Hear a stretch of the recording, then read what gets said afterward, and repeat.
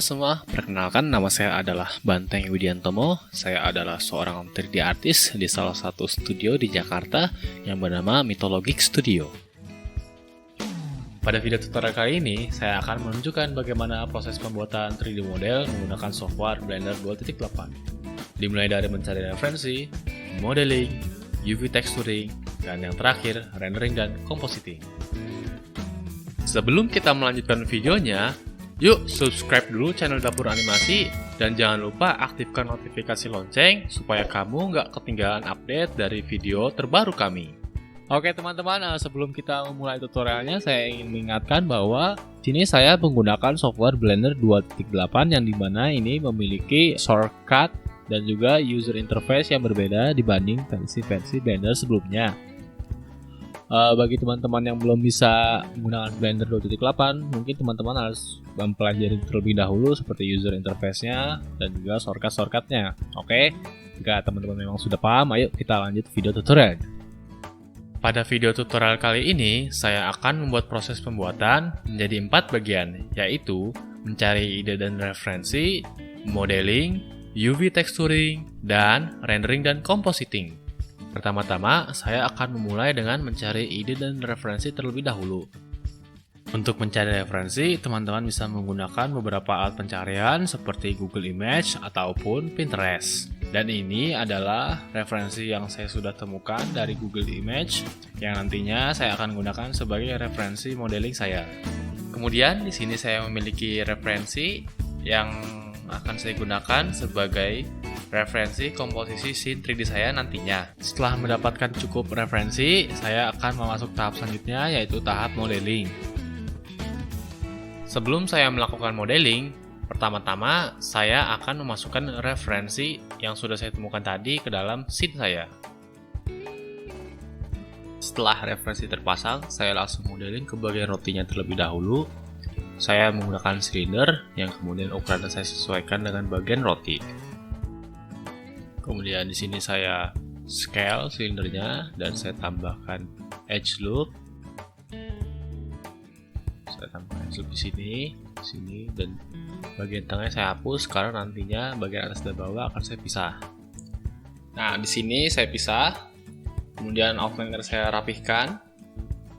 Di sini saya pisah antara referensi dan objek. Jadi terbagi dua koleksi.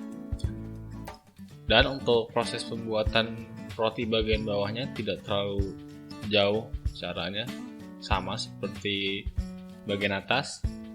Tambahkan beberapa edge loop, kemudian atur bentuknya.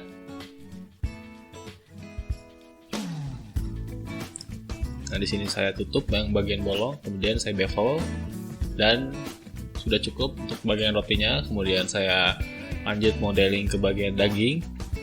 Untuk modeling bagian daging, saya juga menggunakan silinder sebagai base mesh-nya. Kemudian saya scale berdasarkan z-axis. Dan sini saya scale, saya kunci axis z-nya supaya tidak terscale.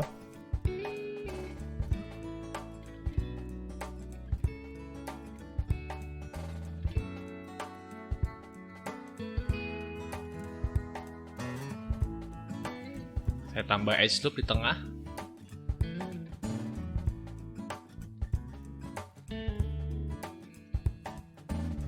Sebelum melakukan bevel, pastikan objeknya sudah memiliki transformasi yang uniform ya. Nah, kalau di sini belum uniform, jadi X-nya dan yang lainnya beda nilai transformasinya. Jadi saya coba apply terlebih dahulu skalanya. Nah, sudah uniform, jadi satu-satu semua. Kemudian di sini saya bevel kembali. Nah, sudah lebih uniform.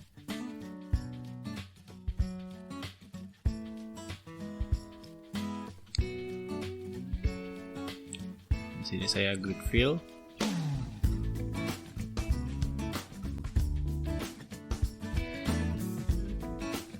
Kemudian lanjut ke bagian keju. Untuk bagian keju nanti saya akan menggunakan modifier mirror, jadi lebih mudah supaya tidak harus modeling bagian yang lainnya, cukup di mirror saja. Nah, sini saya knife cut, kemudian saya hapus sisi lainnya.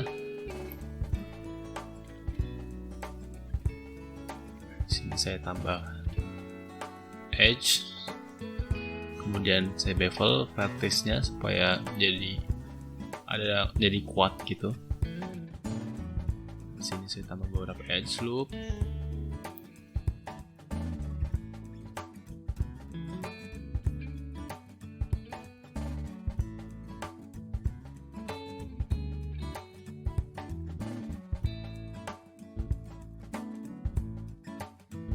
Kemudian saya menggunakan 3D cursor sebagai titik orientasi dari rotasinya.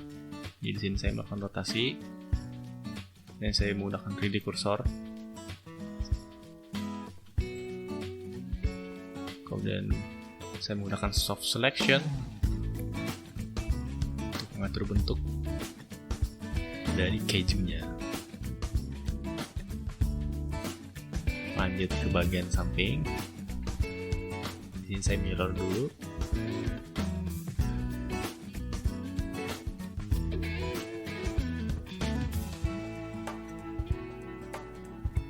Nah, sama juga ini kita harus memastikan bahwa objeknya telah di-apply ya rotasinya.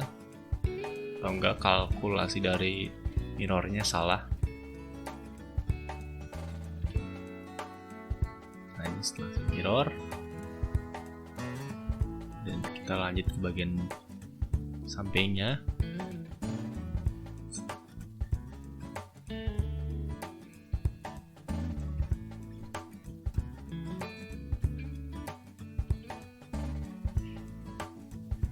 Saya sembunyikan bagian roti atas supaya lebih mudah untuk melakukan modeling di bagian keju ini. Di sini saya tambah knife cut.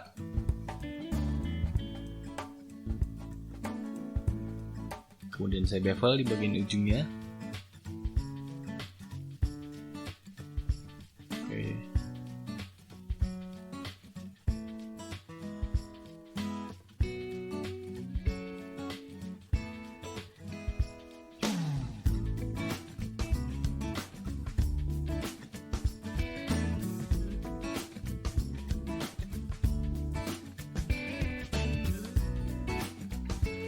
Sama ya, seperti sebelumnya. Di sini saya menggunakan 3D cursor sebagai titik orientasi rotasinya,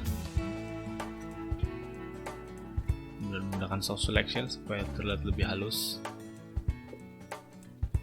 Ya, kurang lebih sama cara membuatnya seperti bagian sebelumnya. Saya akan percepat videonya.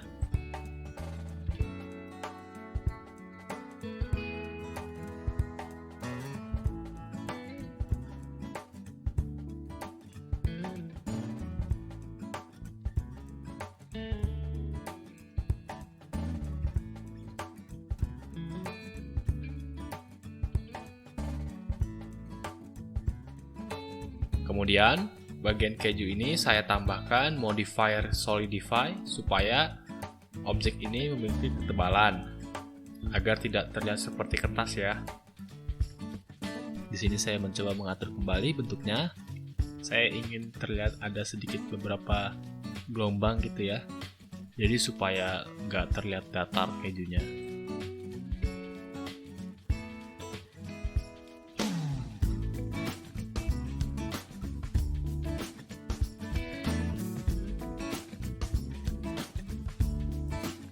Oke, ini sudah cukup untuk bagian keju. Kita bisa melanjutkan modeling ke bagian lainnya.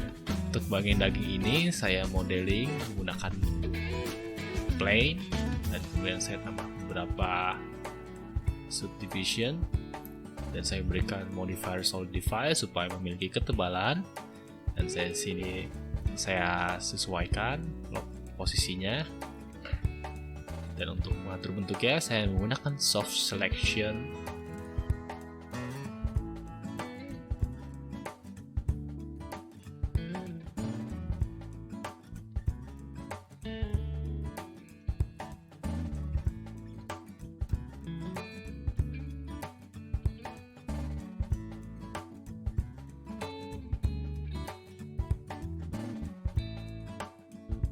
Nantinya ini akan saya duplikat, jadi saya cukup membuat satu saja, kemudian saya duplikat ke bagian lainnya.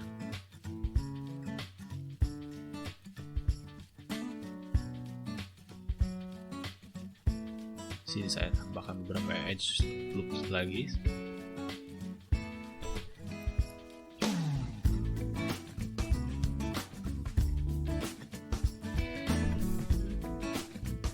Nah, saya duplikat, kemudian saya sedikit atur bentuknya supaya tidak terlalu monoton.